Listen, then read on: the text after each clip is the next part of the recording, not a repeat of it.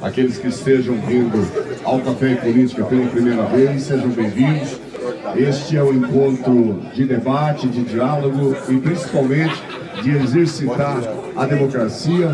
E hoje temos várias pessoas que já estiveram aqui conosco, por exemplo, do deputado Dagoberto Nogueira, que já foi nosso entrevistado aqui no Café.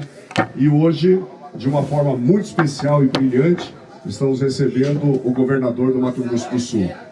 Antes de mais nada, vale ressaltar que o Eduardo Riedel tem uma trajetória política e também empresarial de destaque no Mato Grosso do Sul, tanto no Sindicato Rural quanto na FamaSul, secretário de Gestão, secretário de Infraestrutura e, finalmente, assumindo o posto maior do nosso estado na governadoria.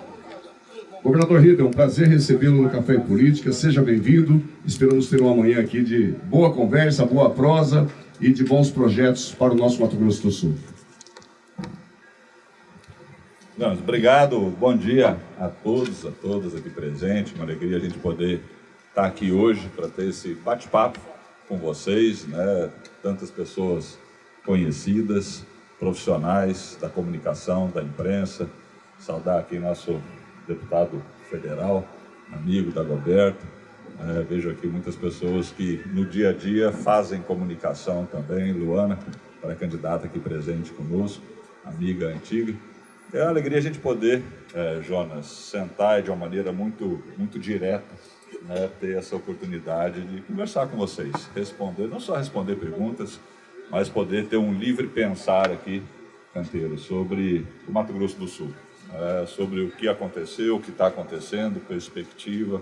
Eu acho que o objetivo aqui é a gente, com um público muito qualificado, a gente poder ter de maneira muito aberta esse bate-papo aqui. Então, minha gratidão pelo convite, né, e estou à disposição de vocês aqui. Obrigado, governador. Quero registrar também que nós temos aqui pré-candidatos a cargos proporcionais, a exemplo do Dagoberto, que é candidato à reeleição, Luana Ruiz, candidata a deputada federal, Paulo Massetti, pré-candidato a deputado federal, André Matsucita, nosso delegado, também pré-candidato a deputado federal. São pessoas que são presentes sempre aqui no Café e a gente tem o prazer hoje de estar recebendo Poliana Ferro, também pré-candidata do coletivo do PSDB. Cadê a Poliana? A Poliana está lá no cantinho, pega o braço aí, Poliana. Pré-candidata do coletivo do PSDB a deputado estadual. Obrigado, Poliana, parabéns à sua equipe e à iniciativa desse evento. Governador, a gente sempre faz uma coisa muito descontraída, mas ao mesmo tempo falando sério. E o Bosco me deu um puxão de orelha hoje, que ele não é mais o nosso decano. Agora ele é o mago da IA. Depois que você foi visitar a Meta, ele está se achando agora. Eu quase desmaiei quando eu vi. Então, dá um sentimento ruim.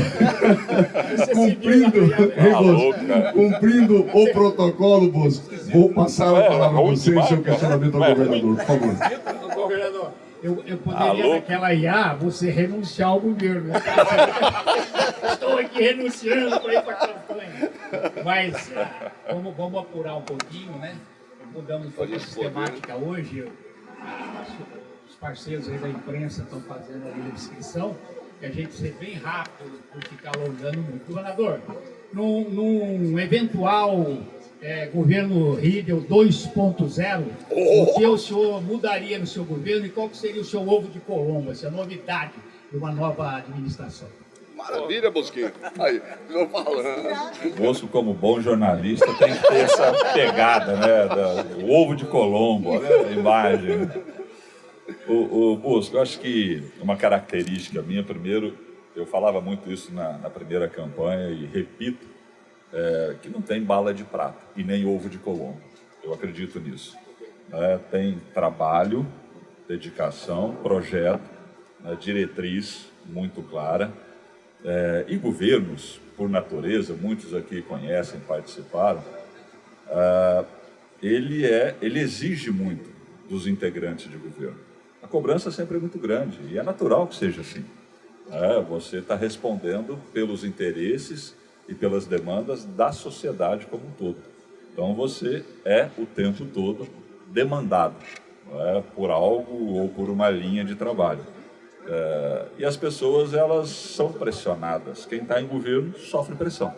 Essa é uma característica de integrante de governo.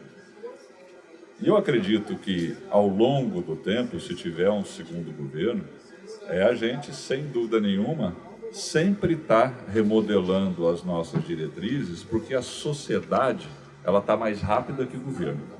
A gente não muda eixo de direcionamento de política pública. Quando a gente fala de educação, quando a gente fala de saúde, você tem a construção de um projeto que ele é, dia a dia, colocado um tijolinho, igual fazer uma casa, mas não tem obra acabada. Só que a gente tem que estar atento aos movimentos da sociedade, porque ela é tão rápida que aquela diretriz ela pode fazer uma guinada, 5 graus para cá, 5 graus para lá. Isso é importante. Agora, a linha central colocada, ela vai permanecer.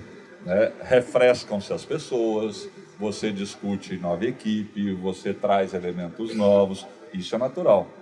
Mas isso não quer dizer que você mude o seu eixo. Então, se tiver segundo mandato do Rídio, ele vai ser acelerando ainda mais essa curva de ação que a gente já implementou, porque os resultados e os indicadores do Mato Grosso do Sul, ao mesmo tempo que eles mostraram e mostram tudo que foi conquistado, eles mostram também o espaço a ser conquistado em algumas áreas. E a gente tem muita convicção de trabalhar nessas áreas. E aí a gente poderia aqui, precisa de muito tempo para detalhar cada área. Estamos falando de saúde, de educação, de segurança pública, de investimento em infraestrutura, tudo que está acontecendo, de desenvolvimento humano. O que é desenvolvimento humano? Como que isso impacta a sociedade? Então, eu acho que todas essas áreas, elas têm uma diretriz traçada para que a gente possa acelerar. E com equipes que elas são dinâmicas, dentro desse processo de endereçar para a sociedade essas ações. Maravilha, Bosco.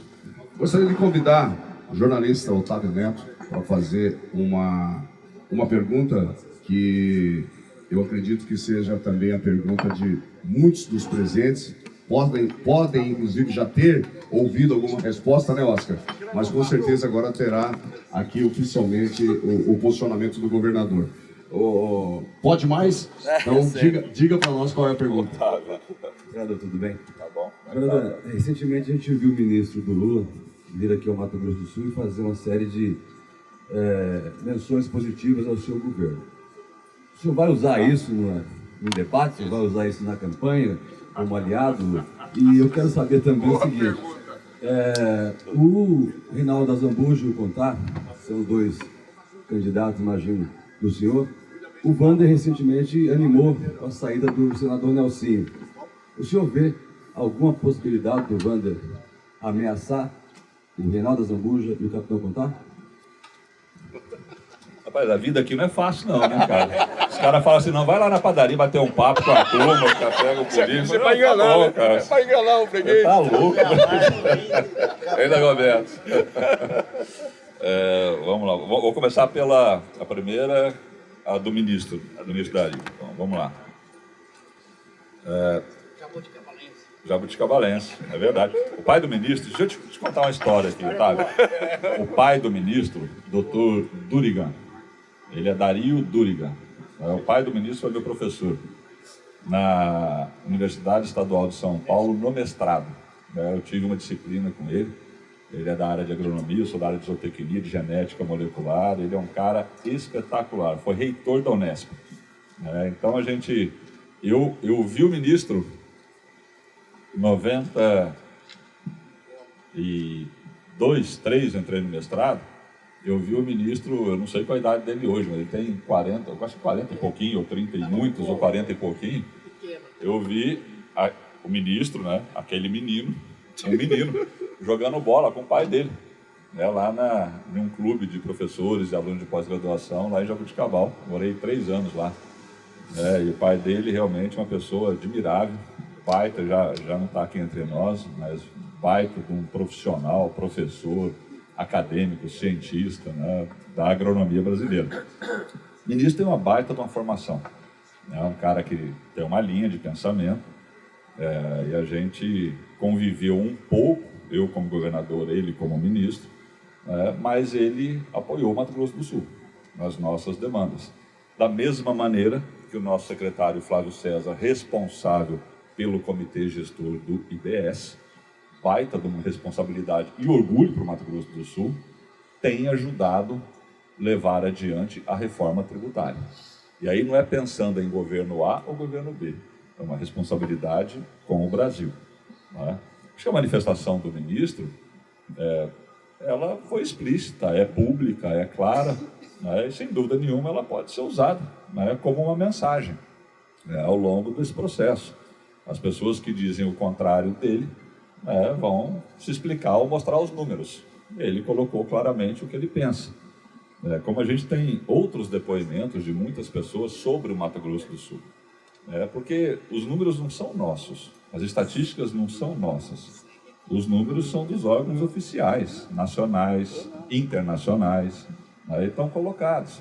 Então, a discussão de campanha, eu acredito que não é discussão de ataque pessoal. Não deve ser. Eu tenho visto umas barbaridades por aí, e eu sempre falei, eu só vou entrar em campanha na campanha. Eu tenho um Estado para administrar e vou continuar administrando. Mas agora eu vou dividir meu tempo a partir de domingo com campanha. E discussão pessoal, agressiva, eu não sou um homem de embate, de briga, sou um homem de debate. Então, discussão pessoal, eu não vou responder. Eu não vou ficar apontando o dedo e discutindo questões pessoais e ainda mais as barbaridades que a gente ouve em época de campanha. Agora, vamos discutir os números, o indicador, proposta para o Mato Grosso do Sul, concordâncias e discordâncias? Ótimo, acho que é esse o objetivo da campanha, para que todos vocês tenham melhor formação de opinião em relação a um determinado tema. Eu acho que para isso serve a campanha. Agora, a campanha para ficar xingando, brigando, apontando, não é meu perfil, e não faço isso com os adversários. Eu respeito as pessoas dentro da individualidade delas. Então, eu acho que toda boa informação, ela vai ser usada em campanha. Tudo que for discussão pessoal ou agressão, eu não vou usar em campanha. Essa é a primeira resposta. A discussão do Wander, Reinaldo, Contar e Soraya é o que está posto hoje. Serão 4 candidatos a partir de domingo. Eu acho que o grande avanço que nós tivemos aqui, em termos de formação para essa eleição, é a união da centro-direita. Muita gente fala assim, mas como é que o Contar vai estar aliado com vocês hoje, sendo que ele foi o seu adversário lá atrás? Do ponto de vista ideológico, existe esse alinhamento da centro-direita que a gente busca o tempo todo para fortalecer um campo, do ponto de vista político. E é esse campo que a gente conseguiu aqui no Mato Grosso do Sul unificar. Então é natural que a campanha se desenrole a partir dessa premissa. Então Reinaldo e Contar são os nossos candidatos da majoritária para esse processo eleitoral. O Nelsinho, a quem eu respeito, admiro muito, fez um baita trabalho, está fazendo como senador. Ontem mesmo, dá um exemplo para vocês. Na PPP do Hospital Regional, nós temos um crédito garantido que chama, que é um recurso do BID, que é um empréstimo, mas o Estado não toma esse empréstimo. Ele fica depositado no BID, o Estado paga 0,8 ao ano, porque ele não toma, 0,8 ao ano, para garantir a operação do privado que assume a PPP. Só que isso tem que passar pelo Senado. Então, estava na Casa Civil, conversei com a ministra Miriam, conversei com o ministro Dario, área importante para o Estado, senão você compromete o cronograma da PPP. E o governo federal foi sensível e mandou para o Senado. Na hora, a senadora Tereza e o senador Nelsinho fizeram ontem mesmo aprovar no Senado e está sendo publicado hoje para a gente assinar o contrato. Então veja que a atuação do senador é pensando no Estado, da senadora pensando no Estado. O Nelsinho é um grande senador, mas nessa união da centro-direita, a composição só podem ter 2 senadores. O senador Nelsinho teve uma atitude, do meu ponto de vista, gigante e difícil, dificílima, porque ele é um senador competitivo do ponto de vista eleitoral. Ele ia para uma eleição extremamente competitiva e tomou uma decisão gigante em prol dessa convergência. né? E a gente vai para a eleição dessa maneira. Se vai beneficiar ou não o candidato Wander, é muito difícil saber. Eu acho que tem muito chão pela frente, né? Agora que começa a sociedade a se envolver com política. Eu sempre falo, desde o ano passado está todo mundo falando de... Todo mundo não, né? Nós estamos falando de política. A sociedade não está falando de política. Ela vai começar a falar a partir de agora, com o início da campanha. E aí nós vamos entender como que o eleitor vai se comportar. Satisfeito, Otávio? Viu? Eu gostaria de convidar o Marcos Afonso, que fez a inscrição aqui, e tem uma pergunta que eu acho que está de extrema importância para o Estado, e eu gostaria que ele fizesse essa pergunta. Por favor, Marcos Afonso. Tudo bom, governador? No dia 3 de novembro de 2021, eu estava lá no lançamento do Carbono Neutro 2030, um projeto transversal do governo. A sociedade entende pouco. Eu acho importante que, uma reunião com todos os jornalistas aqui do Estado, você explicar o impacto que isso pode fazer na economia do Estado, tanto em geral. Eu deixo para você falar. Maravilha, Marcos. Legal. É um tema complexo, porque ele é muito técnico, a sociedade entende pouco, mas eu vou tentar traduzir um pouco isso. A essência do carbono neutro, ela é, primeiro, ambiental. Quer dizer, você estar num estado que pouco contribui para a emissão de gases de efeito estufa ou para o balanço desses gases e muito contribui para o não aquecimento global, é bom por si só. Agora, eu tenho uma linha que meio ambiente não pode ser dissociada da economia. Tá? Você jamais pode encarar balanço de carbono, biodiversidade e água sem atrelar o desenvolvimento da sociedade e a economia. Senão ela vira um romance. Senão a gente discute o mundo perfeito sem gente. Se é para preservar, é uma discussão, tem um confronto aí, que muitas vezes a discussão ambiental, ela se sobrepõe às pessoas. Então, tá bom, então um mundo sem gente, você resgata a origem. E eu estou falando aqui, sou formado em biologia na primeira universidade. A minha prioridade é o desenvolvimento da sociedade, o bem-estar das pessoas. Agora, estar num estado que tem a capacidade de transformar um potencial natural que nós temos em ativo econômico é muito bom para a nossa sociedade. E é isso que nós estamos fazendo com o Carbono Neutro 2030. Primeiro, a partir de uma matriz de produção e de desenvolvimento que favorece isso. Vamos lá, nos últimos 15 anos, o Mato Grosso do Sul diminuiu 5 milhões de hectares de pasto em degradação para atividades de maior absorção de carbono, onde o balanço reduz drasticamente. 52% foi a redução da emissão de carbono nesses últimos 15 anos da atividade agropecuária, que é um dos maiores emissores quando não tem atividades equilibradas. Que atividades são essas? Floresta plantada, cana-de-açúcar, atividade de grãos com plantio direto, que ao não gradear você não emite aquele carbono que está fixado no solo. É por isso que a sociedade melhora a microbiologia, melhora a microbiologia, melhora a matéria orgânica do solo. A agricultura tropical ela foi responsável por transformar um solo pobre de cerrado, aprendi com o professor Durigan lá em Jabuticabal há muito tempo, e o Roberto Rodrigues. É a grande revolução ambiental que a agricultura tropical fez. Transformar um solo de alta acidez, rico em alumínio, tóxico. Por isso as árvores do bioma cerrado, elas têm casca grossa, resistem ao fogo, são tortinhas, são pequenas, diferente da Mata Atlântica ou Floresta Amazônica. E ela transformou esse solo pobre em um solo altamente produtivo pela fixação de carbono e pelo aumento de matéria orgânica, pela correção e equilíbrio do solo. Então, o nosso estado naturalmente tinha esse potencial. Qual foi a política pública que levou a isso? A indução da melhoria das tecnologias nas atividades produtivas. Isso falando da atividade primária. Com 5 milhões a menos, de 22 para 17 milhões de hectares de pasto, os 17 que ficaram com maior potencial produtivo. Você diminui 24 milhões de cabeças de gado para 18 milhões de cabeças, mantendo o mesmo volume de abate anual e de exportação. Produtividade lá em cima. Você coloca a floresta plantada. Uma árvore em crescimento é uma grande usina de captura de carbono. Uma planta de cana em crescimento é uma grande usina de captura de carbono. E aí vem a indústria. E aí está o pulo do gato. Porque essa indústria fecha o ciclo da captura do carbono. Porque ela gera energia de biomassa, ela não emite mais... Há 30 anos atrás, uma plantação de cana era queimada e colhida. Você emite toneladas, milhões de toneladas de CO2. Hoje não mais.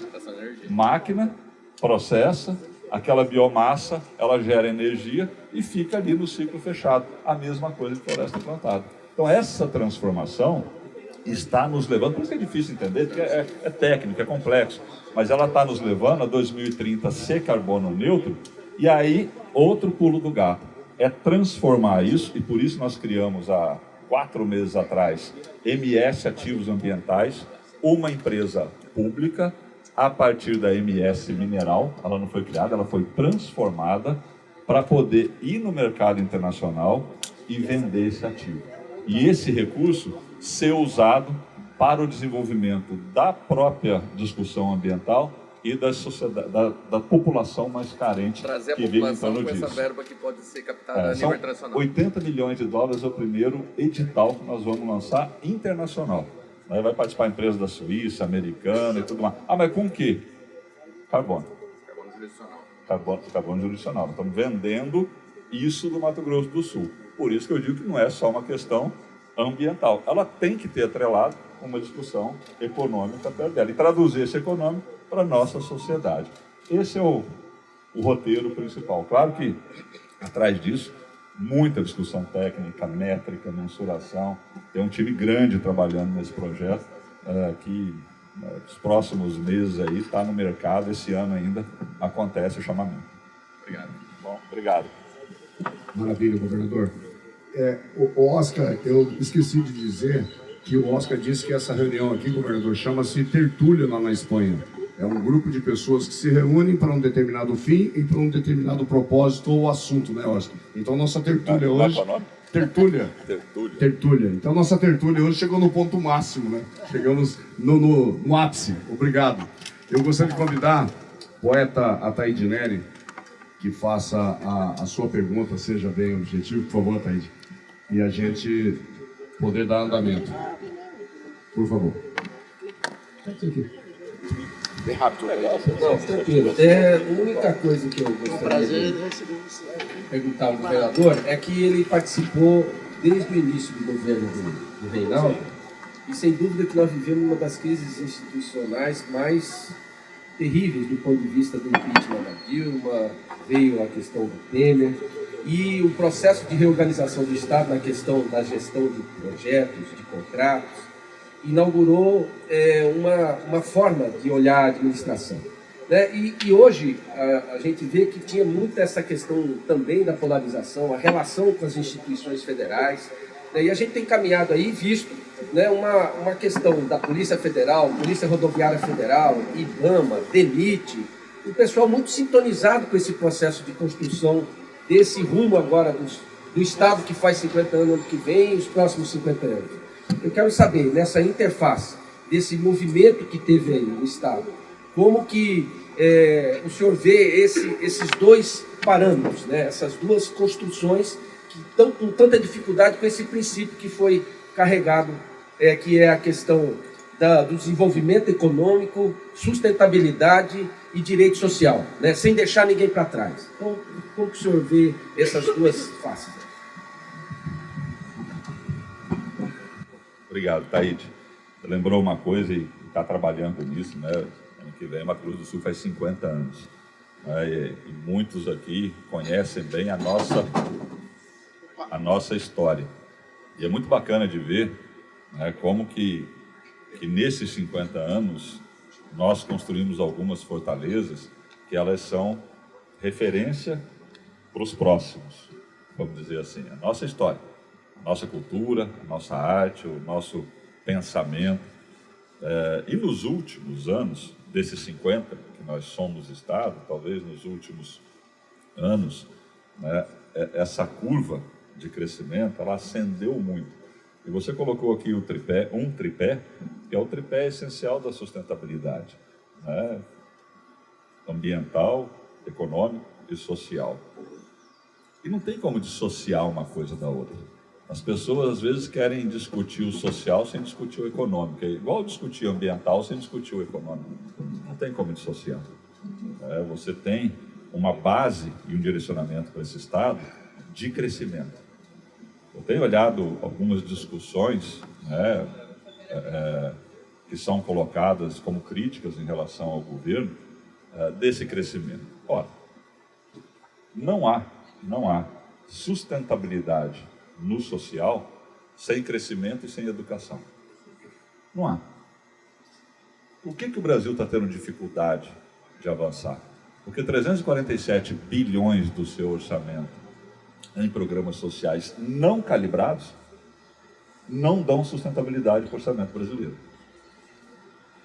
O volume de recurso investido em infraestrutura do Ministério de Infraestrutura é de 19 bilhões. Vocês conseguem perceber a distância? Mas então você está contra o social? Negativo, pelo contrário. O maior ativo que a gente pode ter no social, primeiro, educação. Primeiro, educação. E aí o número que mais me orgulha no Mato Grosso do Sul é ser o primeiro estado do Brasil em mobilidade social. Não sou eu que disse. O que é isso? É o quanto que uma criança de baixa renda ou uma família de baixa renda pode migrar para um degrau acima na escala social. Nós somos o primeiro estado do Brasil. Sabe o que quer dizer isso, Ataíde? Que quando alguém olha para o pai ou para a mãe e fala, puxa vida, eu estou melhor que eles. Mas quando olha para o filho, fala assim, eu tenho certeza que meu filho vai estar melhor que eu. Porque vai ter a oportunidade de ir para uma escola que eu não tive. Vai ter a oportunidade de buscar um emprego que eu não tive. E isso é renda média maior. Isso é social. É o conjunto, não é vale alguma coisa. É a capacidade que o Estado tem de se organizar em torno de desenvolvimento. Eu não sei se vocês sabem, a média brasileira de ensino profissionalizante dentro das escolas da rede pública estadual é de 18% no ciclo médio. Ciclo médio, primeiro, segundo, terceiro ano do científico, na nossa época, né, João? Não sei, hoje é o 11º, 11, eu me perco um pouco, mas o povo da educação briga comigo, marido, não é o Fundamental 1, Fundamental 2, o ciclo médio, para mim é o primeiro, segundo, terceiro do científico. Científico. Nós temos. Então, os alunos do primeiro, segundo e terceiro do científico, 51% dos alunos da rede estadual de ensino do ciclo médio estão em curso profissionalizante, em 92 tipos de curso diferentes. A média brasileira é de 18%. Por que nós fizemos isso? Porque a média de alunos que vai para uma universidade, na pirâmide, ela é 7, 8, 9.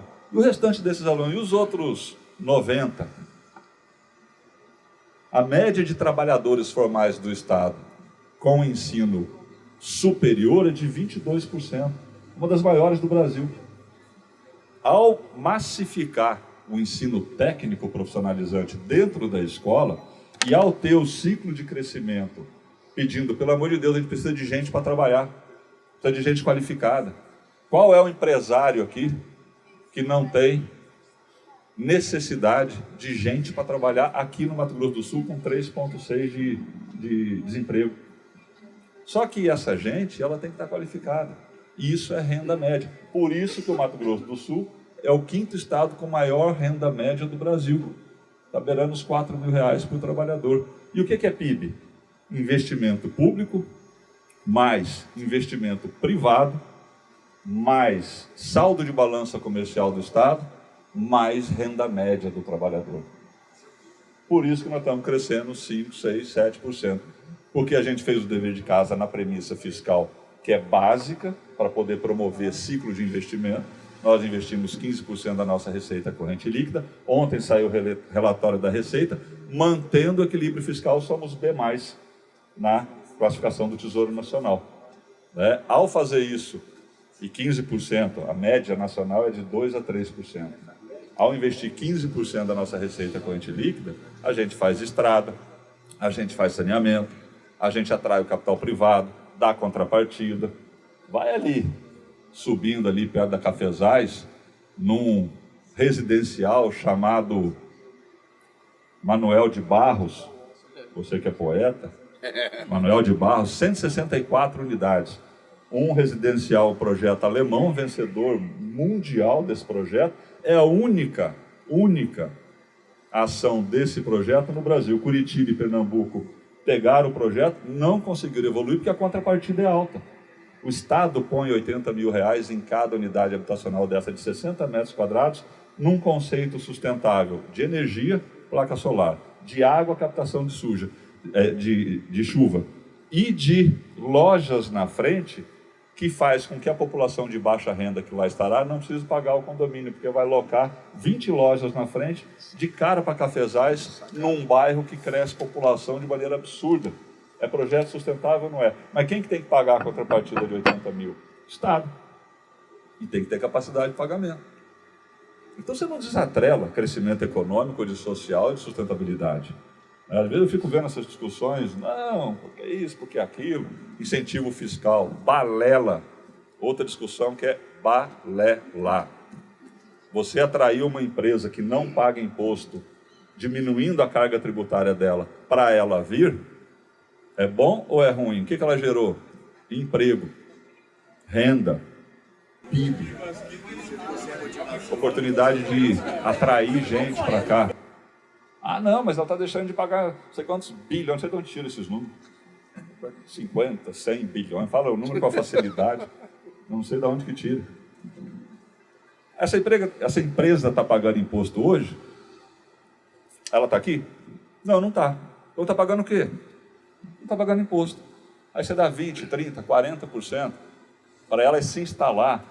Você dá crédito para ela trazer equipamento sem pagar imposto. Aí ela vem. Porque se eu não fizer isso, o Mato Grosso está fazendo, o Goiás está fazendo, São Paulo está fazendo. O Tarcísio falou, pô, Rio, você está agressivo, eu vou ter que aumentar aqui meu nível de... Eu falei, tô mesmo, Tarcísio, porque São Paulo está maduro. E chega de industrializar São Paulo, vamos para o Mato Grosso do Sul. Gera emprego, renda, crescimento. Então, é uma questão de modelo. Quer tirar? Não, então eu não vou dar mais nada, beleza, achando que vai resolver alguma coisa. Questão de modelo, vamos para o debate. É um estado com 3,6% de desemprego, um estado que cresce entre os 3 estados do Brasil há 10 anos consecutivos, gera o resultado que a gente está vendo. O saneamento básico é fruto de um modelo. Não vendemos a Sanesul, atraímos o privado. Esse ano, a gente hoje está com 78%. Eu todo mês, no primeiro semana do mês, eu recebo da Sanesul. Aonde que fizeram ligações, quantas ligações, em quais municípios? Nós temos 34 municípios com 100% de saneamento. Município que era 0 ano passado. Vou dar um exemplo para vocês, Água Clara, Itaquiraí, Mundo Novo, que é 0, não tinha nada, só tinha fossa. Não tinha um palmo de tubo enterrado. Esse ano nós chegamos a 80%. Ano que vem, 90%, está universalizado. Primeiro estado do Brasil, com mais de 3 bilhões de CAPEX investido do privado. E a Sanesul continua do Estado, é um ativo do Estado. Que daqui não mais 30, mas daqui a 22 anos, todo esse sistema é ativo da sociedade sul-mato-grossense. É assim como as rodovias. Então, a gente às vezes tem que parar de pensar pequeno. Vamos sair da... E aí, os 50 anos. O que nos trouxe até aqui foi uma posição geográfica, uma história de guerra, de luta, de território, de música, de arte, de culinária, que é a nossa fortaleza. E a nossa posição geográfica, fruto dessa história, projetando os próximos 50 anos, é um hub logístico global. A rota bioceânica é a sementinha desse negócio. Com Bolívia, com Paraguai, com 5 estados brasileiros, que detém quase 50% do poder e da força de consumo desse país. E nós estamos no eixo de entrada disso. Eu saio daqui agora, final da manhã, tem reunião com o cônsul japonês, que é conversar de rota, recurso para a rota, vamos conversar. Fui no Japão ano passado, a gente conversou com muitas empresas importantes, que já estão aqui no estado, então, provendo e promovendo essa visão futura do Mato Grosso do Sul, que a gente começa a receber, Vocês estão vendo, investimento logístico aí na beira das rodovias, galpão, Shopee, né, de grandes empresas, varejo, que com a internet, com o mercado digital, né, precisam de CD e distribuição. É isso que vai acontecer aqui. Então, eu não desatrelo, Ataíde, economia, social e ambiente. Né? Eles são muito conectados. Você tem que ter o equilíbrio. Programa social é importante? Importantíssimo. Mas não é repasse de dinheiro. É igual médico de família. É ir lá na casa. Qual é a situação dessa senhora de 30 anos de idade, com 3 filhos, sem marido, que não consegue trabalhar porque é semi-analfabeta, e os filhos, como é que faz? Aí é proteção social. Mas para pegar e não deixá-la ali, puxar ela dali. Principalmente os filhos dela. Eu acho que esse é o nosso grande desafio no social.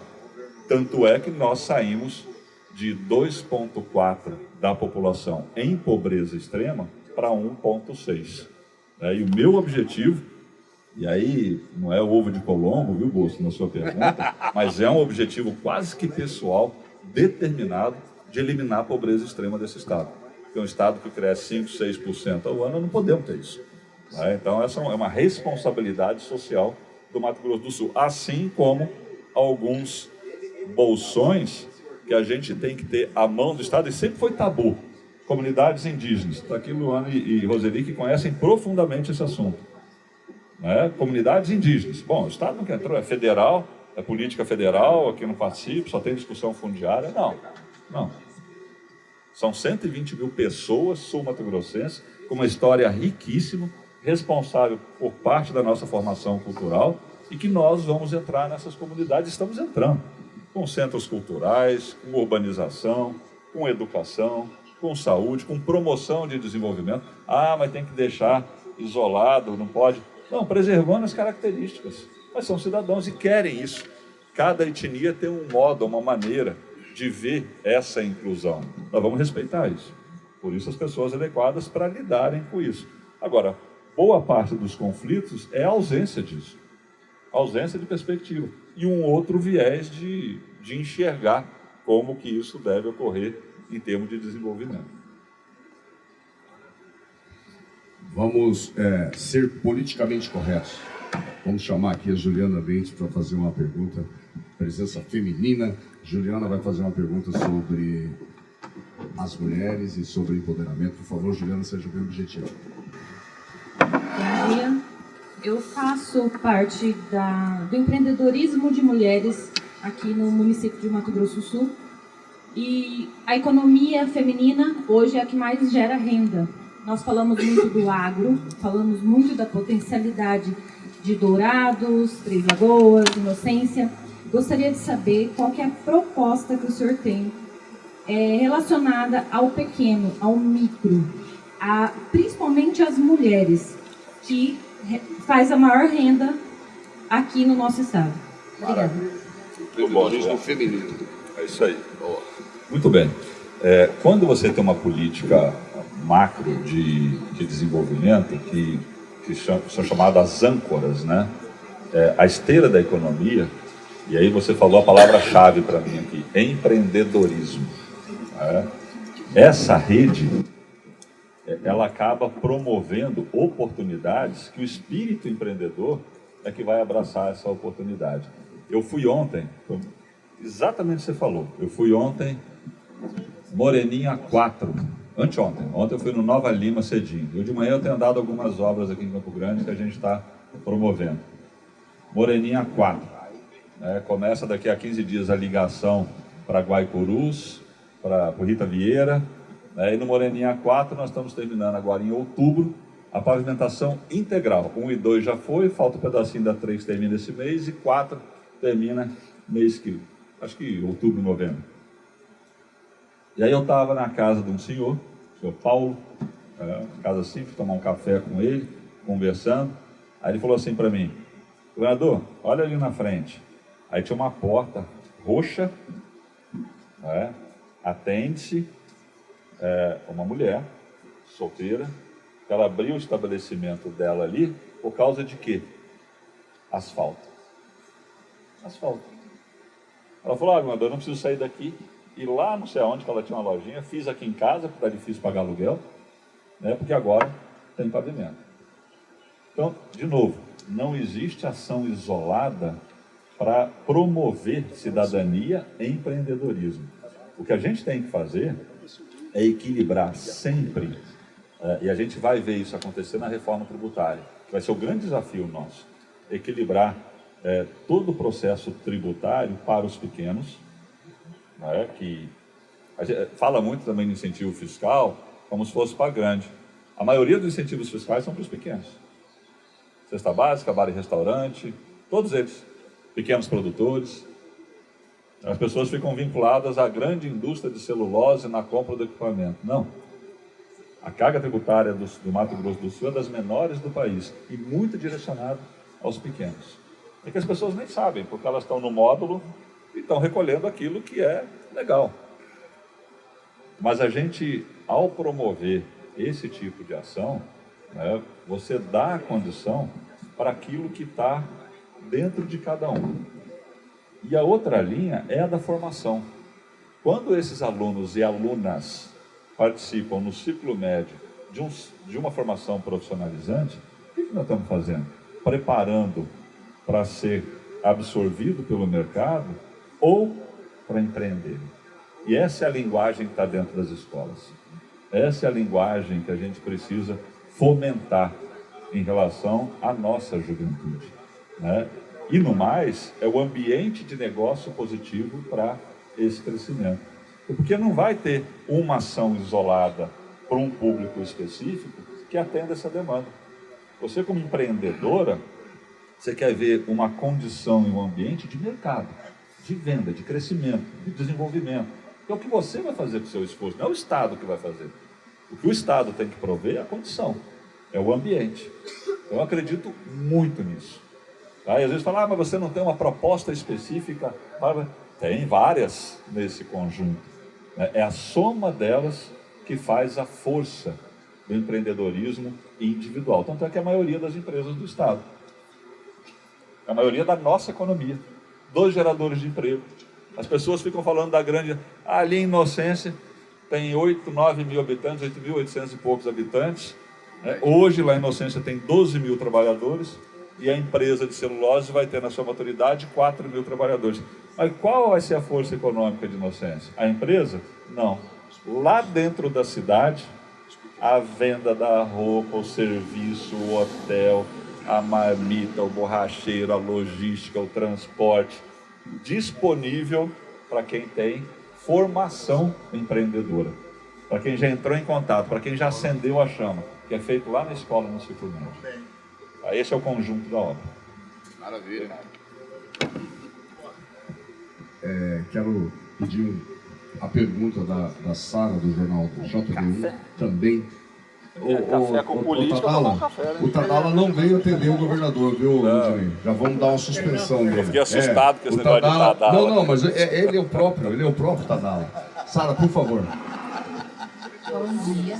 Tadala. O governador acabou respondendo muitas das minhas perguntas, eu tive que formular algumas aqui. Mas eu queria saber, governador, o senhor acha que, diante das críticas, o senhor comentou, né? Das críticas do seu modelo de gestão e economia, o senhor acha que consegue manter o mesmo ritmo nos próximos 4 anos? Eu queria saber também qual que é o legado do seu mandato, já que já completou os 4, né? Quase, e qual que é o mote para o próximo ano? Vai no Bosco, ó. Bosco que é o Bosco. Tal do ovo de Colombo. É o ovo de Colombo. É o coelho da cartola. Sara, legal, boa pergunta. Vamos começar pela manutenção do ritmo. Nós não vamos manter o ritmo pelos 4 anos. O Mato Grosso do Sul já está contratado um ritmo, eu garanto, pelos próximos 10. Mas se não vier alguém maluco aí pela frente... Não, é verdade, a gente brinca, mas essa é a seriedade da política. Vamos falar um português claro aqui. Se lá na frente não vier um maluco, para os próximos 10 já está contratado. 30 bi de investimentos já estão contratados, que não vão acontecer nos próximos 4 anos, vão acontecer nos próximos 10. Isso de serviço público. O pipeline de privado para vir, esse ano, nos 4 anos, a gente fecha 100 bi, tem 82 hoje. Ao final do ano vão ser 100 bi de investimento dentro do Estado, que impacta diretamente nisso que você está falando, do microempreendedor individual. A minha filha é MEI, ela trabalha, ela é MEI. Ela é MEI com maior orgulho. E ela está crescendo e fala assim, pai, eu acho que eu vou ter que virar... Micro. Eu falei, não, filha, fica em MEI que paga menos. Paga menos. Primeiro degrau é micro. Vai lá, micro. Até 4 mil, 6 mil, 7 mil, tem essas escalas, né? Muito legal. Então, assim, nos próximos 10 anos está contratado. Não tenho dúvida disso. A característica que o Mato Grosso do Sul tem, se bem trabalhada ao longo do tempo, vai continuar num ritmo de crescimento que vai ser acima da média brasileira. O Ingo Plotter, na segunda-feira agora, no Congresso Brasileiro da ABAG, ele chamou o Mato Grosso do Sul, tem aquela expressão dos tigres asiáticos, né? Do puma tropical, do puma do centro-oeste. Né?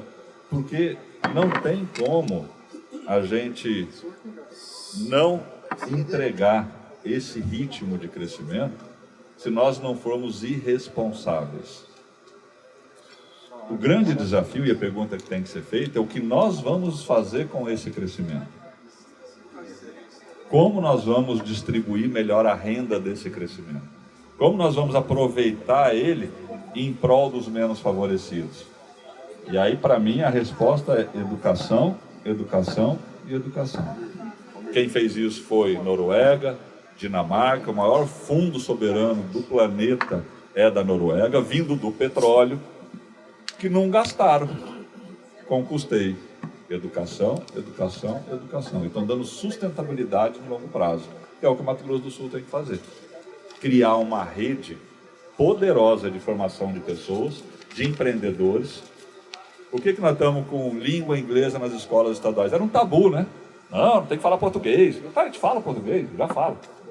Temos que aprender inglês. A nossa geração futura tem que falar inglês fluente. Mandarim, se é possível. Tem que saber. Não é uma questão de sou contra, sou a favor, ou isso, ou aquilo. É uma questão de se inserir na economia global, de diversas maneiras, de potencializar os nossos empreendedores a crescerem, se desenvolverem. Então, o como nós vamos usar esse crescimento é a pergunta correta. O crescimento está contratado. Lembra da equação do PIB? Investimento público, investimento privado. Qual é a política pública que garante isso? O primeiro, equilíbrio fiscal. O segundo, ambiente de negócio. Como que alguém pode atrapalhar isso? Um maluco nessa cadeira aqui. É verdade. É verdade. Afeta diretamente esses dois eixos. O terceiro eixo, renda da família, consequência dos dois primeiros. O quarto, saldo da balança, também é consequência dos dois primeiros. A pergunta é, como nós vamos usar esse crescimento? Se a gente souber usar para dar sustentabilidade de crescimento de longo prazo, parabéns ao Mato Grosso do Sul. Se não, sinto muito. Cuidado com o café, tá? Pode ser ele. E é uma dosinha. Pode ser. Dá só uma dosadinha nele, né, Pazinho? Vai que ele preparou, né, Pazinho? Luiz João, tem que cuidar esse moço. Eu gostaria de ouvir agora o questionamento do nosso analista político, uma pessoa que entende muito do Mato Grosso do Sul, meu querido Manuel Afonso. Por favor, faça a sua pergunta. Craque. Campeão. Governador, as vozes estridentes, teóricas da oposição, na Assembleia principalmente, critica a relação do governo com o sistema FIEMS, dizendo inclusive que o governo está refém da FIEMS por uma série de fatos. Que poder, hein? Como é que o governador acolhe essa observação crítica? Falando em FIEMS, Cláudio Mendonça, obrigado, ex-presidente do SEBRAE está presente. Obrigado, Cláudio. Eu não entendi o falando em Fiemes, Cláudio Mendonça. Olha lá. Eu acho, Manuel, que assim, são discussões tão pequenas, de verdade. Não é nenhuma... vamos lá. Eu fui presidente da FamaSul. Como que governo se relaciona com a sociedade civil organizada? Né? Utilizando dessa relação para capitanear e capitalizar mobilização desses setores. A Fiemes foi uma grande parceira na busca da atração de indústrias para cá. Eu critico o quê? Qual é a dependência do governo aqui? Da mesma maneira que a Federação de Agricultura é uma grande parceira na formulação de políticas públicas dos incentivos dos pequenos da agricultura. Da mesma maneira que a Federação do Comércio é uma grande parceira para a gente poder o tempo todo discutir o ambiente tributário, o ambiente de negócio do nosso Estado. Então, o governo estar próximo do setor privado organizado, para mim não é demérito. Para mim é uma capacidade de fortalecer o conjunto da obra em prol do ambiente de negócio. Que a gente faz isso com os poderes. Onde tem guerra, não tem investimento. Você pega toda a sua grana que você acumulou ao longo da sua vida e você investe na Ucrânia hoje? Não, peraí, deixa eu ver direito esse negócio. Só que eu compro um apartamento em Kiev, eu penso duas vezes. Onde tem guerra, não tem ambiente de negócio. O capital foge. E um dos papéis desse cargo é promover a estabilidade institucional.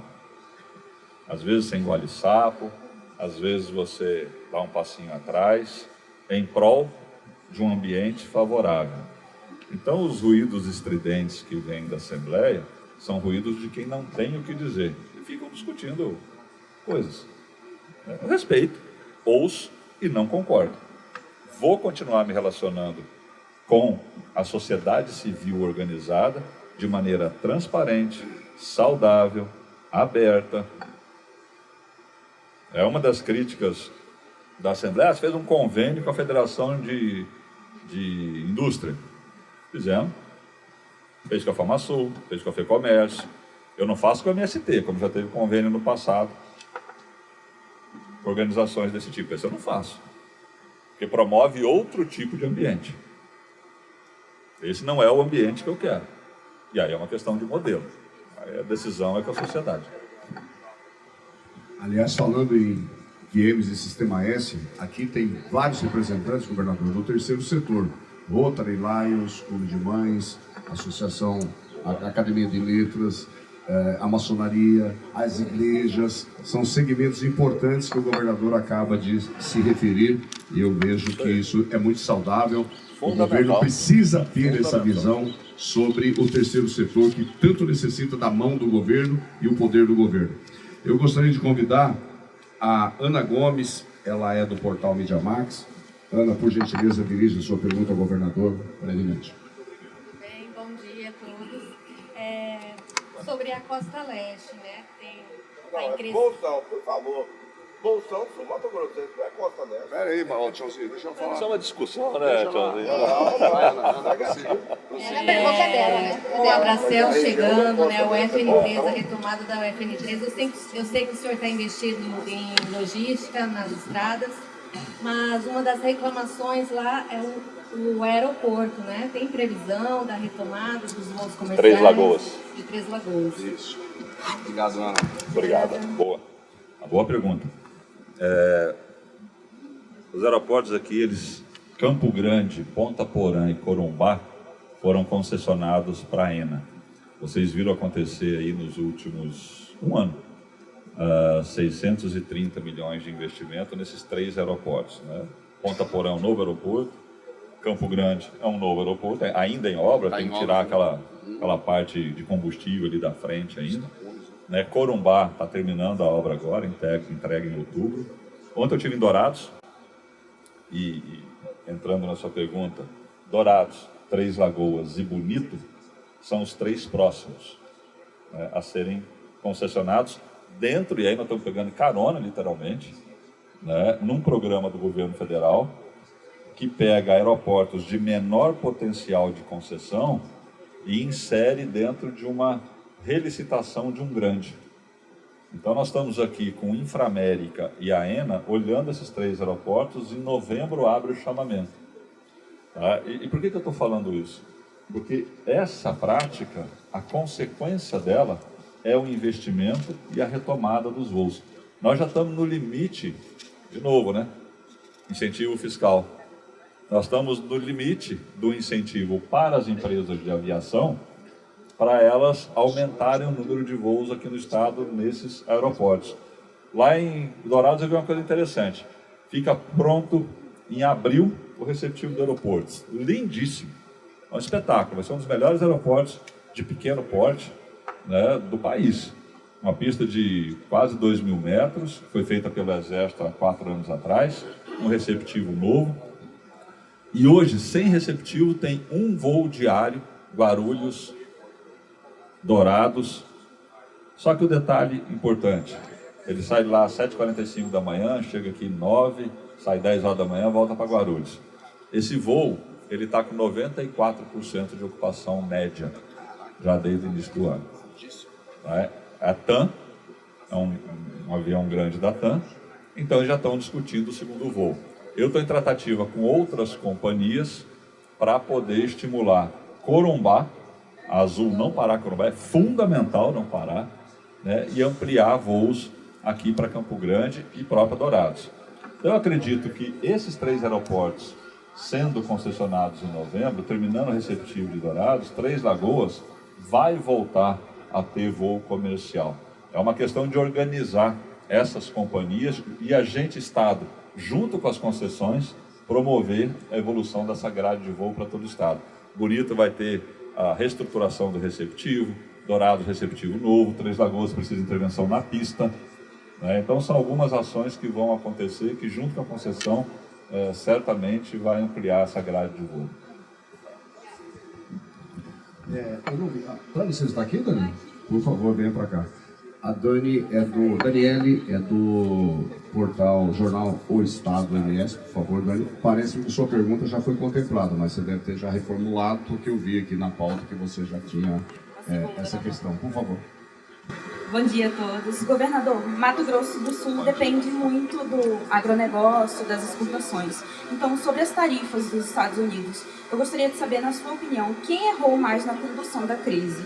O governo Lula, o governo Trump ou os próprios políticos brasileiros que levaram essa dificuldade e essa questão para os Estados Unidos? Se eu tivesse essa resposta, eu ia ser ministro das Relações Exteriores, Mas eu tenho um livre pensar aqui sobre o assunto, Eu não tenho a resposta, vamos lá, vamos pensar alto aqui. O impacto econômico fruto das tarifas, especificamente para o Estado, não é tão grande. Tá? Nós temos aqui algumas outras tarifas que para o Estado vai ser mais impactante do que a americana. Por exemplo, da Comunidade Europeia agora com a questão sanitária da carne bovina. Problema. Da China para a nossa carne bovina. Estamos com 40 e poucos % de exportação para a China. Problema. Então, a gente tem que olhar essa discussão comercial dentro de um contexto global. A sua pergunta especificamente é o processo político da condução da negociação da tarifa em relação aos Estados Unidos. E acho que perdeu-se o mérito da discussão comercial e ficou subjugado em função da politização da discussão. Um ano eleitoral no Brasil e um posicionamento político do presidente americano que tem essa linha do enfrentamento político. E aí ficou uma discussão meio que política e não técnica, do ponto de vista comercial. Essa é a minha avaliação desse processo todo. E acho que o Brasil teria que entrar, como sempre fez, na sua diplomacia, nas suas relações comerciais internacionais, com muita competência. Aliás, o Brasil tem um bom quadro de adidos específicos de área, de negociadores internacionais, eu acho que tinha que ter esse foco na negociação comercial, não só com os Estados Unidos, a gente está perdendo alguns espaços importantes, né? A gente está em plena guerra global pela geopolítica, pelo domínio comercial, pelo domínio tecnológico. A gente não falou de IA aqui, né? Os 50 anos do Ataíde aqui, os próximos, eu estou preocupado com os próximos 5, viu, Ataíde? É verdade. O que está acontecendo em termos de tecnologia no Estado não, no mundo, e o Estado está inserido dentro desse processo, e essa é a guerra comercial que está posta, né, entre o Oriente e o Ocidente, liderado pela China e pelos Estados Unidos. Então nós estamos aqui no meio desse tiroteio pela hegemonia ou pelo domínio tecnológico, e a gente está numa narrativa política, o que me assusta um pouco, porque eu acho que a gente deveria... Não é ter lado, a gente deveria se posicionar de maneira independente, soberana, mas negociando de maneira assertiva com todos os blocos econômicos que estão colocados por aí. Ah, você é China, você é comunista, você é americano, você é subjugado capitalista. Não, o Brasil é independente, é autônomo, é soberano, vai sentar com os Estados Unidos, vai sentar com a China, vai sentar com a Europa, com as nossas potencialidades, e com aquilo que a gente tem de capacidade de entrega. O que nós fizemos no Mato Grosso do Sul? Vocês já devem ter ouvido isso. A gente posicionou o Estado em 2 grandes temas globais: segurança alimentar e transição energética. São temas muito amplos, mas que quando a gente posiciona o Estado nessa linha, a gente fala da industrialização de todas as cadeias produtivas, a gente fala de etanol, de milho, de gás, de biometano, de energia de biomassa, primeiro do Brasil em geração de energia de biomassa, da rede de transmissão, dos dutos que estão chegando aí, de combustíveis, etanol, duto de etanol, duto de gás, né? Então a gente está posicionando o Estado nesses 2 grandes temas. E a consequência disso é a tecnologia. Mas por que tecnologia? Porque tecnologia hoje, IA, depende de data center. Data center vai ser o maior consumidor global de energia. Vocês sabiam que uma empresa inglesa comprou a Adecoagro em Vinhema, que é dona de 3 usinas, um dos maiores grupos da América do Sul. Tem no Uruguai, na Argentina e no Brasil, ativos importantes. Aqui no Brasil, 3 usinas de etanol de milho, açúcar e energia. Uma empresa inglesa comprou a Adecoagro na Bolsa de Nova York, comprou 70% dela, manteve a direção aqui no Estado. Essa empresa do que é? Data Center. Cara, a empresa de Data Center comprou uma empresa do agro. O que eles fizeram em Vinhema? Um Data Center. E Vinhema. Vai lá na Adecoagro em Vinhema, vocês vão ver lá um quadradão. O que toca o Data Center? A energia gerada de biomassa, estável, limpa, segura. Por que eles puseram ali? Porque lembra daquele projeto da Infovia Digital de 7.000 quilômetros de fibra ótica no Estado? Porque tem conectividade. 1, energia limpa. 2, o que esse data center faz? Mineração de Bitcoin. O que tem a ver com a gente? Nada. Olha como as commodities agrícolas estão conversando com a altíssima tecnologia e com a guerra comercial. Aí terra rara, é outro assunto de commodity, que está conversando com a altíssima tecnologia. Essa é a discussão global hoje. E nós nos posicionamos nesse meio. Agora, tem que ir para a China conversar com o chinês, tem que ir para os Estados Unidos conversar com o americano, tem que ir no Japão, tem que ir na Europa e trazer isso para cá. E a gente tem a nossa independência e o nosso ambiente de negócio que vai favorecer os MEIs. É isso que está acontecendo. Lá em Vinhema tem uma galera que está dando assistência na elétrica do data center. Muito bacana. Era uma empresinha desse tamanho. Está lá crescendo, contratando gente. Então, é uma roda, é um complexo. Agora, você faz o posicionamento e estimula isso para frente. Então, a tarifa específica, do ponto de vista político, eu acho que está em cima de narrativa e não de profissionalismo e foco na negociação. Vale lembrar que enquanto a Rússia quer anexar a Ucrânia, os Estados Unidos quer a Groenlândia, a China, que é uma parte da Coreia. Vai falar do Paraguai. E o Mato Grosso do Sul está tirando vantagem nisso, uai. Então nós estamos bem, né? Não vamos falar do Paraguai, né? Isso aí já é página passada, maior né? respeito pelo Paraguai. Por maior respeito. Quero convidar a Fernanda Palhita para fazer a última pergunta. Eu tenho que liberar o governador no horário, senão a assessoria do Oscar me mata. E a gente tem horário. Por favor, venha aqui fazer a sua pergunta. Bom dia, governador. Essa semana a gente teve 2 casos de quedas de pontes aqui em Mato Grosso do Sul. Um deles, inclusive, com a morte do motorista ontem em Coxim. Além das ações emergenciais, eu queria saber se há algum plano para a revisão desses equipamentos diante da transformação do setor logístico no estado, com o aumento do tráfego de veículos pesados para dar escoamento das produções aqui no estado. E também se já tem algum levantamento de quanto desses equipamentos já estão comprometidos, precisam ser revisados. Queria entender em que pé que está essa situação das pontes aqui no estado. Boa. Tema sensível, importante. Obrigado pela pergunta. De fato, a gente tem uma situação, a gente brinca com o Paraguai tem uma legislação muito rígida em relação às suas rodovias e a peso de carretas. Nós aqui não temos isso. Nós já estamos com um tremião de 9 eixos, de 100 e poucas toneladas, com uma infraestrutura de 20 anos atrás que não está preparada para isso. É um problema sério. Isso falando de rodovia, de ponte, enfim.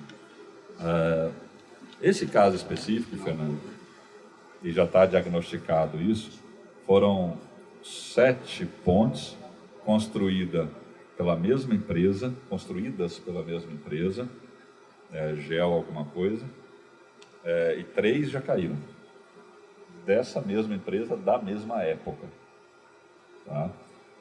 A GESUL, ela contratou uma empresa de engenharia especializada em ponte, para a gente entender se as outras 4 ou 3, vocês foram 3 ou 4 que caíram, porque teve a Rio do Peixe agora, que foi aquela, a gente está fazendo uma nova ao lado, teve aquela de Guia Lopes, da 382, teve essa do Taquari, todas da mesma época, a mesma empresa. A gente contratou uma empresa de engenharia especializada para saber se a gente vai implodir as próximas 3 ou não. Essa decisão, ou tem como fazer reforço, fazer análise técnica. É o que a gente pediu para essa empresa. Porque a gente não sabe dizer. A ponte do Rio Taquari, todo mundo que conhece, olha que maravilha, bonita a ponte e tal. Uma carga com sobrepeso, derruba a ponte. Morreu uma pessoa. Assim, meus pêsames, o motorista, quer dizer, sofre a família, sofre a pessoa, numa situação que não pode acontecer. Então a gente está fazendo essa avaliação. É um custo caríssimo para o Estado, se tiver que fazer isso. Esse tipo de situação foge completamente. A Rio do Peixe, 13 milhões. Essa do Taquari é uma ponte longa, uma ponte grande. Eu ainda não tenho diagnóstico, a equipe toda está lá, do que vai ser necessário para recompor aquele acesso. Mas não fica menos de 40, 50 milhões. Olha, o que impõe ao Estado. E se a gente tiver que implodir, nós vamos implodir. Eu não sei. Nós vamos ter que fazer essa avaliação técnica e discutir. Por isso que quando a gente... É muita responsabilidade, sabe? Fazer obra, fazer equipamento. A gente tem prezado muito, cada vez mais, por empresas que têm essa capacidade de entrega. Temos que evoluir muito ainda, isso é um processo. Mas em relação às próximas, nós vamos ter essa resposta, acho que dentro de 1, 2 meses. Eu gostaria de dizer àqueles que direcionaram as perguntas e nós não temos tempo para responder, para o governador responder, será encaminhado para a assessoria e o governador vai fazer a resposta pessoalmente ou pelos canais de comunicação com aqueles que perguntaram, né, Oscar? Então agradeço, peço desculpas, mas a gente assumiu esse compromisso que seríamos pontuais. O governador está com a comitiva do Japão lhe aguardando lá na governadoria. Quero chamar o meu querido decano, esse é o verdadeiro decano, Almir Canteiro, para fazer as suas considerações finais e a gente encerrar o café. Não, ele é terrível. Não, ele é terrível. Olha, governador, hoje eu me sinto bastante feliz. Feliz porque vejo aqui uma pessoa que fez mestrado nos tucanos, viu? Em política. Tá? Me sinto muito honrado de estar aqui participando, de tê-lo aqui presente, e quero agradecer a todos aqueles que acreditaram nesse projeto, que têm acreditado nesse projeto, porque, governador, nós estamos indo atrás do cidadão para que ele venha vir para cá, para recuperar a atividade física, recuperar o tecido social, hoje tão desgastado por essa polarização que estamos aí na política nacional. Governador, eu vou poupá-lo das minhas perguntas, porque minhas perguntas eu vou lhe perguntar sobre regularize, ia lhe perguntar sobre previdência, ia perguntar uma série de coisas, mas não daria tempo para essa resposta. Quero só te agradecer, em nome dos integrantes do Grupo de Café e Política, também te agradecer, senhor, tá? Porque a grande realidade é que eu estava lembrando hoje, inclusive, sobre o Fernando Henrique Cardoso, porque essa eleição é uma eleição plebiscitária. É uma eleição plebiscitária. O que acontece? O Fernando Henrique já dizia o seguinte, que tinha que ver o que tinha feito de certo, tínhamos que ver o que fizemos de errado e não teríamos autoindulgência, mas também não seríamos saco de pancadas. Governador, o senhor, no melhor estilo, está hoje nessa caminhada. Nós sabemos da sua fineza no trato da coisa pública. Isso nos honra muito, muito mesmo, como cidadão sul-mato-grossense, porque estamos verificando que o Estado tem realmente jeito. Num país onde o tumor da corrupção, esse tumor maligno, que tem afetado a todos, desde o menor até o maior, sabe? O senhor hoje é um exemplo de combate a essa causa tão maligna para o nosso povo e para o nosso país. Só quero aqui te agradecer de coração pela tua presença, por esta confiança, de estar aqui presente com todos os nossos amigos e as pessoas que estão aqui hoje também se deliciando com esse show de democracia que é esse espaço que foi criado para todos. Um grande abraço e muito obrigado. Que Deus nos abençoe a todos. Muito bem. Obrigado, amigo. Você é decano, cara. Você é louco. Decano não é à toa, né? Não é à toa, né, cara? Sabe tudo. Gente, só para concluir, eu acho que o Calmir colocou uma coisa que eu não gostaria, se me permitem, mais 2 minutos, e deixá-los aqui sem tocar no assunto. Você falou do regularize. Você ia perguntar, falou, vou perguntar, mas não vai dar tempo. Vai dar tempo, sim. Então, eu acho que é importante não deixar nenhum assunto debaixo do tapete, vamos dizer assim. Quando foi feito o regularize, houve os ecos da Assembleia também, como disse aqui o Manuel, muita estridência, né? Grita, pula, planta cambalhota e vai.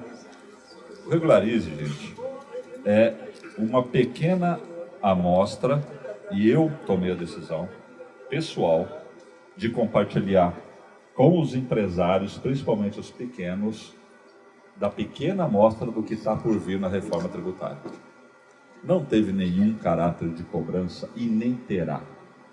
Só que essa pequena amostra está dizendo o seguinte, pessoal, a IA está aí, número 1. Número 2, o monitoramento das nossas vidas empresariais, ela está sendo feita para e passo por todos os órgãos de controle. Todos, não é só a Secretaria de Fazenda, Ministério da Fazenda, Receita Federal, Receita Estadual, Tribunal de Contas, todos. Eu sou empresário. A nossa empresa tem lá dezenas de funcionários. Receita, despesa. E na conta da empresa, ou nas contas da empresa, receita, despesa. Quando há uma desconexão entre o que está passando pela conta declarado, aliás, o que está declarado e o que está passando pela conta da empresa, ou do MEI, ou do pequeno, ou seja, de quem for, acende a luzinha amarela. E aí quem vai fiscalizar não é o fiscal, o auditor, é a IA. E vai comunicar, empresário, está acontecendo alguma coisa aí, ó, no seu estabelecimento. Porque se o auditor for fiscalizar, ele é obrigado pela legislação atual a atuar, a autuar. Então, o Regularize não tem esse perfil. O Regularize, para mim, as pessoas vão compreender isso, gerou muita estridência, até por promoção da estridência, o interesse político, né, dentre o empresariado, o comerciante, principalmente o pequeno, dizendo, o governo agora vai cobrar, vai multar, vai isso. Pelo contrário. Tá, assim, auditores, esquecem, nós estamos comunicando que há uma desconexão quando aparece o site de cada um. E aí chamou atenção para muitos empresários para irem olhar a declaração do contador. Aqui não é certo ou errado, porque daqui a 3 anos, com a reforma implementada, eu estou vendo o que o Flávio está passando lá no Comitê Gestor. Daqui a 3 anos, essa relação entre conta corrente e o negócio, ela vai estar absolutamente convergente. Um dos grandes benefícios da reforma tributária para a sociedade é o fim de eventuais sonegações, ou caixa 2, ou recurso por fora. Essa vai ser mudança estrutural da sociedade brasileira. E não vai ser fácil. Não vai ser fácil. Então a gente vai lidar com esse novo momento. O que a gente fez no Estado foi antecipar esse momento de maneira educativa, didática. Nós abrimos o sistema da Receita Estadual para o empresário. Vai achar alguém que foi autuado. Os propagadores do caos, acabou, morreu. Não. Negativo. De maneira didática, eu sou empresário, Manuel Afonso, vivo da minha empresa. De maneira didática, nós pusemos o espelho do fisco à disposição do contribuinte. Só ele pode ver o dele. Agora, o fisco vê de todo mundo. A IA dos sistemas da Fazenda e da Receita Federal vê de todo mundo. Então, muita calma nessa hora. Talvez a nossa falha, não soubemos comunicar de maneira extemporânea. Ok, uma crítica que eu recebo bem. Mas eu não me arrependo da decisão tomada, porque eu entendo que a gente está mostrando ao empresariado o que está por vir daqui a 2 anos. Então vai chegar no final do ano agora, caramba, na minha conta passou isso aqui, de nota fiscal eu tenho isso aqui, rapaz... Fator Pix. Fator Pix. E é normal, tá? Eu vi, a minha luz lá da minha empresa estava amarela. Eu falei, o que aconteceu? Não, eu recebi um recurso de um sócio familiar, meu irmão, ele aportou recurso na empresa, tudo bonitinho, já está explicado, mas para o sistema aparece uma discrepância, porque não tem nota fiscal eletrônica, tem um contrato privado. Então, o dono da padaria está aqui, o Paulo está aqui? O Beto. O Beto? O Beto está lá. Eu duvido que o Beto não tenha, não é da empresa dele eu estou falando, situações, ou qualquer microempresário, ou pequeno empresário, ou médio empresário, não tenha situações de entrada ou saída de recursos que não tenha correlação com nota fiscal. Mas é normal do mundo. Essa negação, não, longe disso. É o dia a dia do empresário. Que nós vamos ter que aprender a lidar. E a melhor maneira de aprender é mostrar, é falar. E a gente vai estar educando o nosso pequeno empreendedor a esse momento que vai chegar lá em 2028. Então a sua pergunta é muito pertinente, e eu fico muito tranquilo aqui para responder e dizer que de longe tem função arrecadatória. Pelo contrário, ela está alertando para o momento que virá, e tem um caráter educativo e didático. Por isso, o Regularize. Pessoal, vamos olhar, vamos acompanhar. Ninguém vai olhar para trás, mas começa a olhar porque não somos nós que vamos buscar qualquer tipo de informação. É a Receita Federal. Beleza? Gente, obrigado. Deixar para vocês aqui o agradecimento e parabéns, amigo Jonas e todos vocês. É um modelo para mim inédito, diferente, absolutamente democrático. Parabéns a vocês. Obrigado.